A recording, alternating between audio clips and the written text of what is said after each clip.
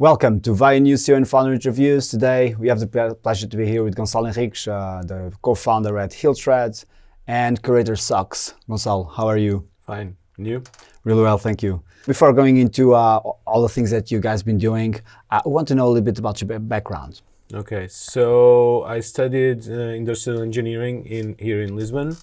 Then my first two jobs were related to supply chain and logistics. One at a cold chain operator, then at McDonald's. Then I made a big step to fast-moving consumer goods working with Henkel, where I did supply chain, sales, trade marketing. I spent 6 years there. It was my boot camp. What did you learn there? Everything. It was my university. So fast-moving consumer goods, they really emphasis on the fast. So it was a really, really good school, and I learned a lot. Then I was invited to be the head of business development at DHL.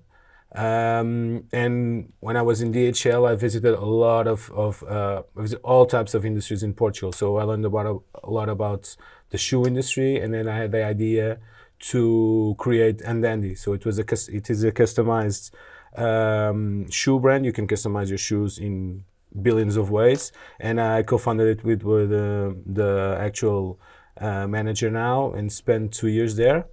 Then I was more related with operations, so my job there was done, and I had the idea that socks would be a major trend. It was, and it was still had a lot of potential to grow. So I came up with the idea to create Hillthread socks.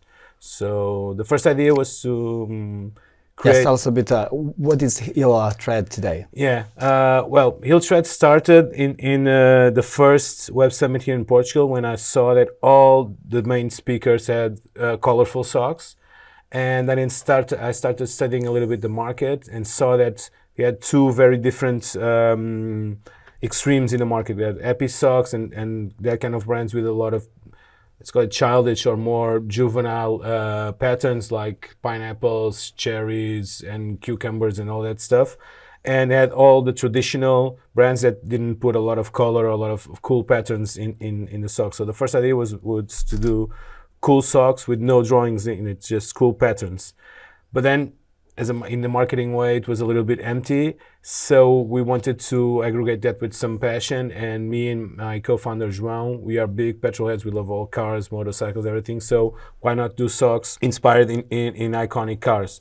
So that it was the first idea, the incubation of Hillthread. So what was the gap there in the market? People were looking for I'm 40. trendy. Yeah, I'm socks. 40. I like trendy socks, but I cannot go to a meeting with pineapples on my feet. It's just, even if they look good, it's just too childish or too juvenile for me.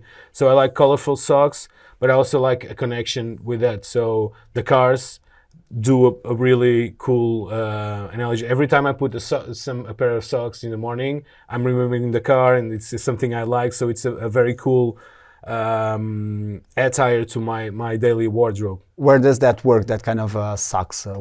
What kind of situation does that work well? In current days, if you're not a banker or a lawyer, everywhere. So if you are a tech guy or working in the startup industry, it's a must-have. You cannot go to a meeting with standard socks. You will be old, just old and old-fashioned. So even the late George Bush, the first, he always wore colorful socks. He had some special socks that he picked for his own funeral. So the socks have a very, they replaced the ties. So when I started working, I wore ties, and the tie was my mood for the day. So if it was a loud tie, it would be a happy day. If it was a more sober occasion, I'll put some more sober tie.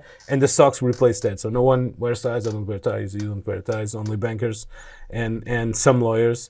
So it is a replacement of that accessory that makes a really big difference on your daily wardrobe. Other companies are making socks also and that kind of product. So what makes your product stand out? Well, we both in Hillthread and Curator Socks, there are different brands due to that. So we pick a really big passion that people can relate to, and we choose specific cars that really have a history. They don't need to be the fastest, the most expensive. They need to have some history, and people relate to that. So all our collection has a story behind the car. The car needs to be important for not only be expensive or fast, but to have a special story, and that makes a total difference. So people collect our socks like when they were kids, they collected small cars. Okay, so and it's a way There's to an emotional attachment there. yeah, too. big emotional attachment. So people get angry when we don't release the car that they want. They really get angry, and they get really happy when we do. So and it's a way to carry your passions in a discreet way. If, for example, if you like Lamborghini, if you are a Lamborghini T-shirt, you'll be a loud guy. It's not race day. You cannot go to work with that. But if you have Lamborghini socks, you can wear them everywhere, even for a board meeting. Okay, so that makes a really big difference. When did you launch Iltred and the sister company?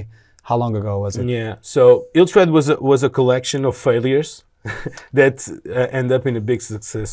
So in September 2017, we launched a crowdfunding to see where we went.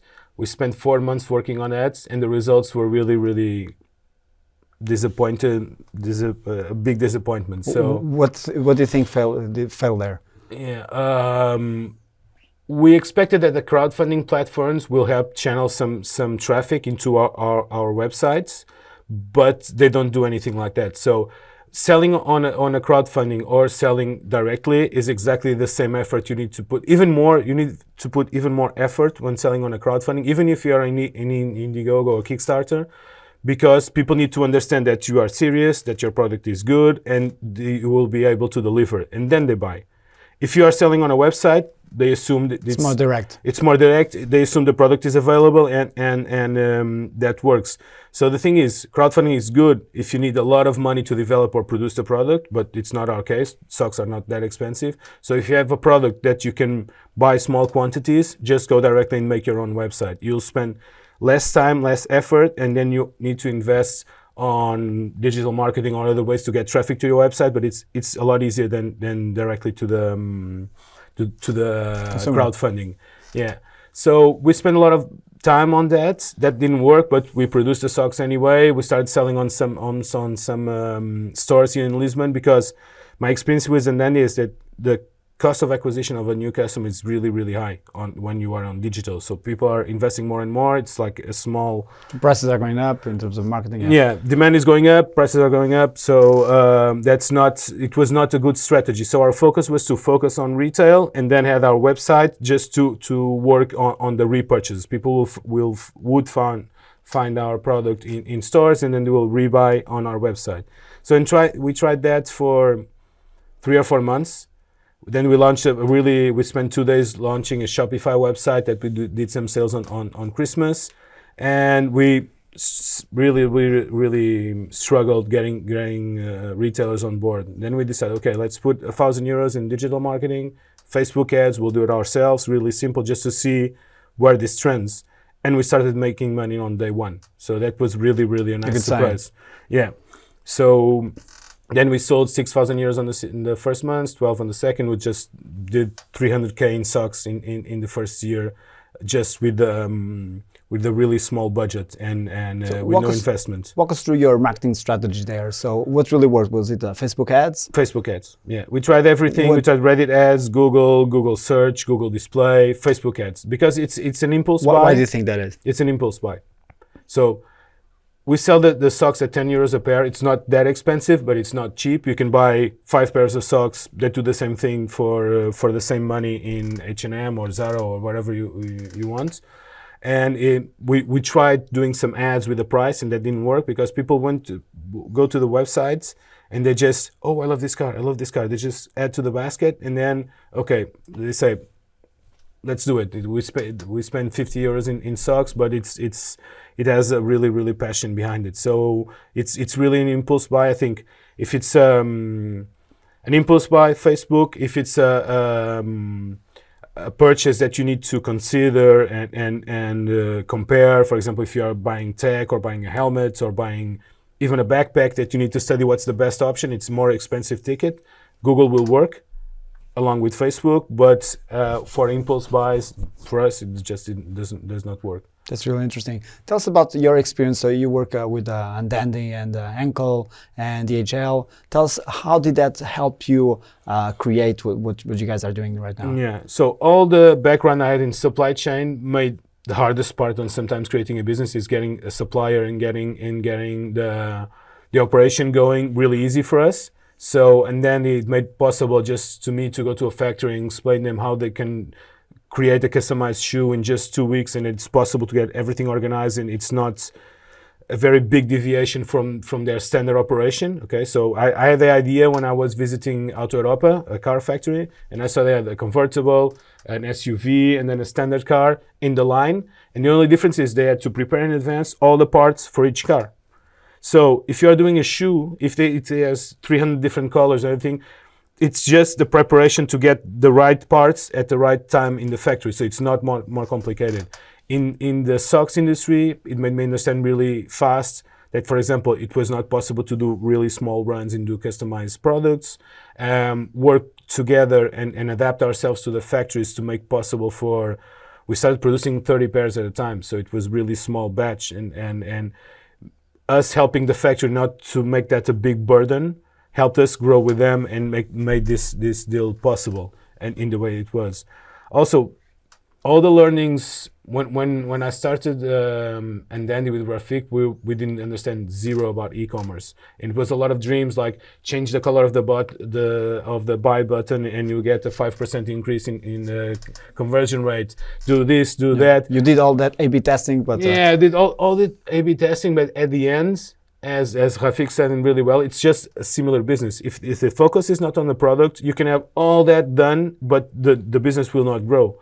So when I started Iltred, it's just standard Shopify website. It works for everyone. We spend 2 hours on it. We invest a lot in the pictures and in the product, but the website, it's not a concern. So, and the direct communication, it's really easy to communicate Iltred because you just put a picture of the sock and a picture of the car, and people do the connection directly. So it's really easy. But we also learned adjusting the to increase the average order value, the free shipping. It's a lot of different operations because the product is cheap. For logistics is hard. We need to work with standard mail. That's a lot of challenges. Getting all the procedures. Because of pricing or because of time? Because of pricing. Time is not an essence because we just put the socks on an envelope. It really arrives in 4 days in Europe and about a week to the US. So that works. And people, for example, in the US, they are really accustomed to wait 2 weeks for a package. So if you are sending a package from the West Coast to the East Coast, it can take 2 weeks, and they are used to buying in catalogs for years. So for them, it's normal. So, but understanding that, getting all that fine tune was a challenge, but it was not that hard for me due to my background. Okay, so supply chain and logistics are boring, but they can save your life at the end. They work in the end. Yeah. Tell us about the partnerships. How important are they for you? So as we are a passion brand, people with passion for the car industry, they really like to work with us. We have customers saying, "Can we print your logos and put it on our car?" They don't ask for an endorsement. They just want to be a part of the brand and have our logo on their cars, and that makes us really proud. It allowed us last year to be present on the car that won Le Mans in their categories. It was a Ford GT40 with an amazing livery, and we did a sock inspired on the car, and they put a logo. It was the Michelin logo and then our logo right there. So it made us really proud, and the car won their category. Then they got disqualified, so we won Le Mans for 24 hours. Yeah. But we always make a joke with that. So and we do a lot of cool partnerships in the true sense of the word. So we don't sponsor anyone. Sometimes if they have a cool car, we do a sock inspired on the car, and we sell it to our customers, and we help them promoting their brand. But it's really interesting when you work with business with passion. Things are a lot easier. It was a lot harder in Undandy. It was a fashion brand, and people in fashion, it's a lot different to get into. Yeah, it's a lot harder. It's a lot tougher, really. How big is this operation? So how many employees do you have? So we have now, with all the designers, we have three, 6 directs and 2 indirects in the factory. So it's still a very small operation. It's me, I take care of the business part. João, my partner, takes care of product and communication. We have 3 designers working with us, each for each brand, one for Heel Tread, one for Curator Socks, and the next one we will launch. It's the first time I say it officially. It's going to be called Stereo Socks. It's inspired in music. So this is about to come out, is it? Yeah, we are What is working it? on that. Sorry? What is it? It's Stereo Socks. It's inspired on music. So we have a passion cars and petrolized cars, motorbikes, airplanes, and all that. Boats are in the Heel Tread category. Then we launched Curator Socks. That's a brand inspired by art. So we started with paintings. We'll go to sculptures. We'll go everywhere that makes sense. And it's a really different communication. And then go to music. And we started different brands because people really need, when they go to our website, to feel that they belong to that tribe. And if we mix everything, they will not get that feeling. So when a guy goes to the Heel Tread website, they'll know this guy is a true petrolhead. He really loves cars due to the cars that we picked. It's also the curatorship that we do in cars, then in art, and then in music. So, and that really stands out to all the other competitors that want to be everywhere. So Happy Socks also does music socks. They do socks for Queen, socks for the Beatles. So But they're all across the board, but you just focus on a certain... yeah, and that makes a really difference. People really, Curator we launched 1 month ago, and we have already a very dedicated fan base. People really love. They comment on the Facebook ads. They comment. They tag their wives, their parents, their friends, just saying, I want this for Christmas, or I want this for my birthday, and it's exactly what we saw in Heel Tread. So we are really happy with the results with Curator. How are sales going? Really, really well. So we did 900K last year only with Heel Tread, and our goal this year is to do 2 million. So the goal is Heel Tread will start. We'll keep our strategy. We launch a new product every week, so the collectability of the brand is really, really important. Our customers complain that they don't have any more space on their drawers to more socks, and we joked it's easier to hide your socks from your wife than your cars. So, and we'll work on that. We are launching new products. We are launching polo shirts like the one I have today, and underwear. We just did a poll with our customers saying, what do you want us to do next? Curator, we have 20 designs now. We also want to start launching 1 per month. And Stereo Socks, it's a new launch. So with all that together, we want to grow to 2 million revenue. Where are the customers, Jeff? Biggest market is the US, really followed by the United Kingdom, then Germany, Netherlands, Spain, Australia and Canada are also good markets. So these are the biggest one. It's where the biggest passion for cars is, and also the most developed markets regarding e-commerce. For example, Portugal is unfortunately, it's not a good market for us. I think people still are used to you wearing loud socks, and also the car culture is not very developed here. For example, Spain is a really good market due to that. Those three factors is they are a lot more developed regarding e-commerce. They have a very strong car culture. You see a lot of F1 drivers and rally drivers that were Spanish, and also they really, really, really love loud socks. So you just talked about the feedback that customers have been giving you. What have you been changing, or what have you been learning with that? Well, we don't need to struggle to see what's the car that we'll launch next, because our customers tell us. So for example, we struggle a lot to get the dynamic to get 1 launch per week going. It was operation-wise not that easy, but our customers were asking for the Golf GTI has some special seats. They have a very cool black and red tartan. And they were asking for it for 3 months, just saying GTI. And then we just listen to the customers, what they say on social media. They even email us with suggestions. So it's really, really easy just to please them. And it's working already in the arts, in Curator Socks, because they are already asking for this painting, that painting, and we just need to please them. So it's really easy to adapt. they asked us for low socks. We did low socks. Some of the Italians, for example, want high socks. We'll doing some tests, and we did this survey to see what products you want to see. We just asked them, we had a list of 10 different products, and they just picked polo shirts and underwear. So we are giving them underwear. So it's really easy to listen to them due to social media. Portugal is really trendy right now in terms of tourism, but also in the business side.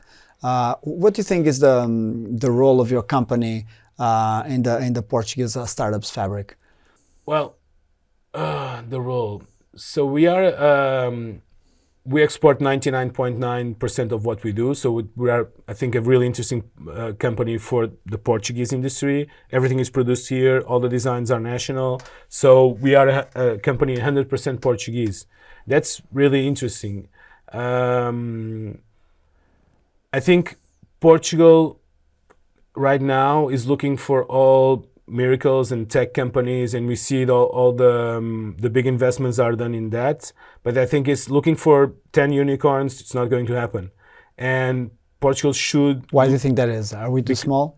No, because it doesn't happen. Even in the UK or in the States, it doesn't happen. So if it's a tech company, if you want to go big, you have one shot in 1,000 that it will go, and you'll need to bet on 10 to see where it goes. And sometimes investors forget that small companies could be really scalable, and they are a lot safer to invest in. We have a community. We are tied with Startup Lisboa, and we have 3 or 4 companies that work on e-commerce with products, and they are doing really, really well, and they are not very attractive to investors. So I don't know why, because you cannot scale a product company from 1 million to 100 in 2 years. That's true, or not, but it's a lot harder than a tech company. But I think people are looking too much for unicorns and forget small, scalable, more secure companies to invest in. What do you think needs to change there? Is a mentality shift there, or? It's a mentality shift. I think if you are talking about Portugal, a typical investor wants 20% cut of a company if they are putting 50,000 euros, and that's just a lose-lose for everyone, the founder and them, because then they go to the next series of investment. It's impossible to go because they're too diluted. Already too diluted. Sometimes the 50K doesn't make a big change. They need a lot more money, but as it's always a little bit local people, it's harder to get in a plane and go pitch to Madrid or go pitch to London and do that. And sometimes even the founders, they just shoot themselves in the feet because they take 50,000 euros just to go somewhere, but then at the end they found nothing, and they lost a 20% cut of the company, and they don't know if the business is good or bad. And I think that needs to change a lot in Portugal. Tell us about the vision for your company. So where do you see it heading? Well, we want to be a house of brands, and the starting point will always be socks. Socks is a really cool product. We love working with that, and we'll find new passions, and we want to be in 5 years have minimum 10 different brands, and then each brand will grow their own way. For example, for Curator Socks, we'll see if it's a more feminine or masculine brand. We don't know. For now, it's 50-50. And see what products will they want. Will they want scarves? Will they want t-shirts? Will they want caps? I don't know. Each one will develop their own way. Iltrade is a 99% male company.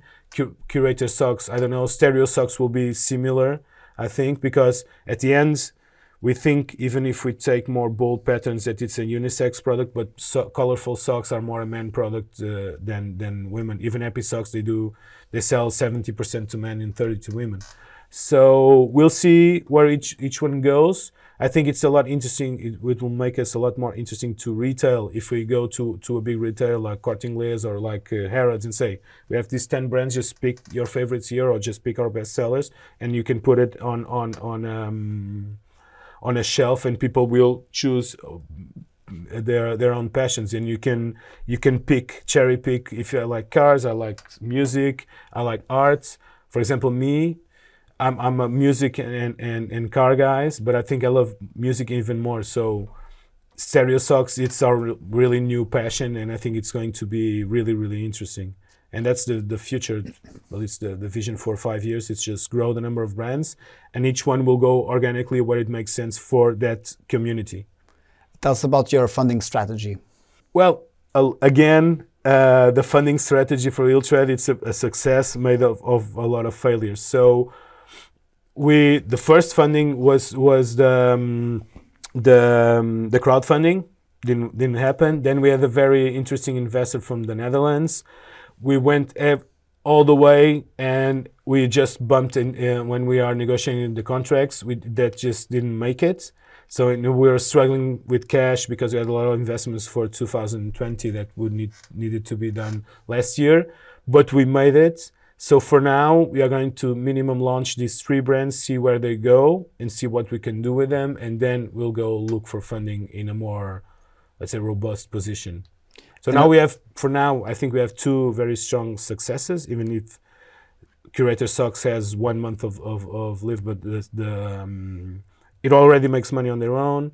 The sales are even better than the first month of Iltrad, so I think it's a hit, and I'm sure Stereo Socks will be epic. In a nutshell, explain us your revenue model. So we do 70% of our sales are direct with our websites. Then we have 30% of revenue that comes from retailers. Retailers are really important for us, so we have more than 50 worldwide. The interesting thing is all the retailers came from B2C ads on Facebook. So in the beginning we struggled. We spent 6 months looking for retailers, then we started investing in digital marketing, and then the retailers came to us. I have a very cool story. There's a very cool store in Miami that they sell vintage cars and vintage guitars, and the girlfriend from my partner went there and they said, you need to be here. And we sent about 10 mails, we tried everything, nothing worked. 6 months after, we got a call from the guy, just said, I just bought your socks, I love them. He bought from the ads, you need to be on our dealership. So we entered there with social media. We tried all the traditional way. So that didn't work. What worked was getting exposure somewhere else. Yeah, just ads in your face in Facebook. And Curator Socks, we started 1 month ago. We have 5 dealers now, just in 1 month. They just send us emails and say, I love your socks. You need to be in our store. One thing that I didn't say is our socks, we have a motto there. They need to be beautiful, even if you don't relate to the inspiration. So for example, if the car is really ugly, the socks need to be wearable, and people need to, I like that design. It's a cool design. So we never do a sock only inspired with so the stylish side is always it's really important. So the socks need to be beautiful, and then the connection. So and that makes the difference. So you guys were in connection with the startup Lisboa. Yeah. How did they help you expand your business?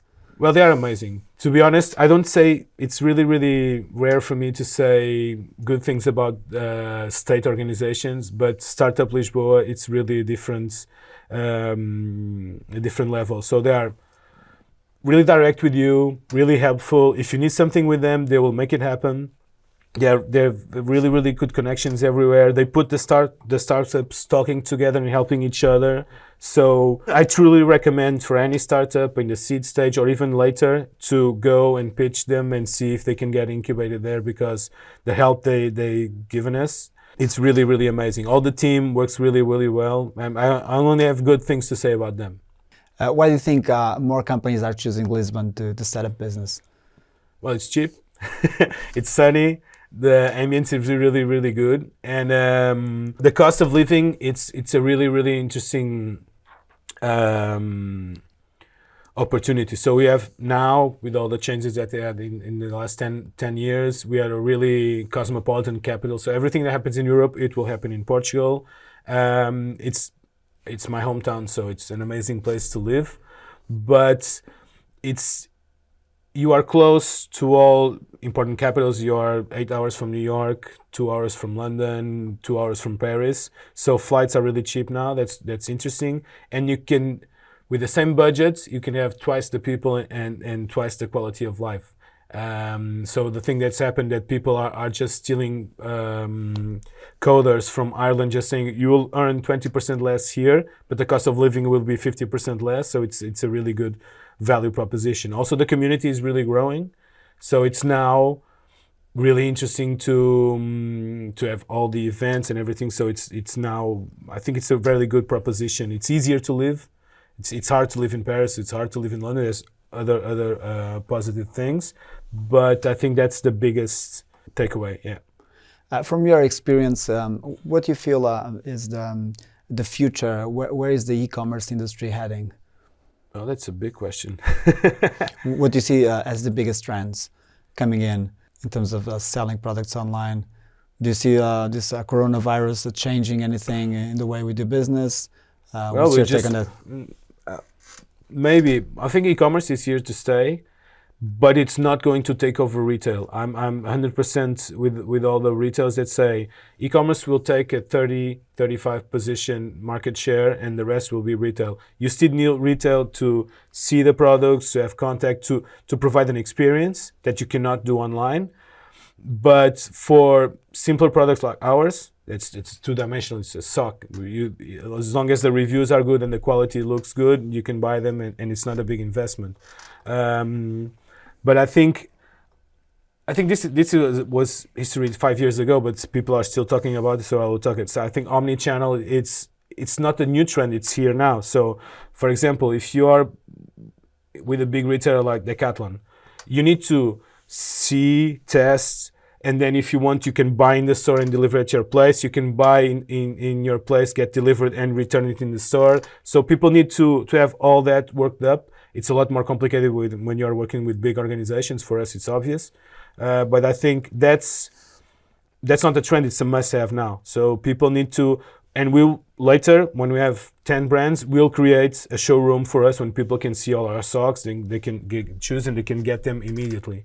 I think logistics will not change that much. People are talking about drone deliveries, blah, blah, blah. It will be always the same. People will be more accustomed to what happens. So, for example, now no one gets a big order and had it delivered at home when nobody's there. They get delivered or a pick-up point or their work. So people, I think, they already changed their habits.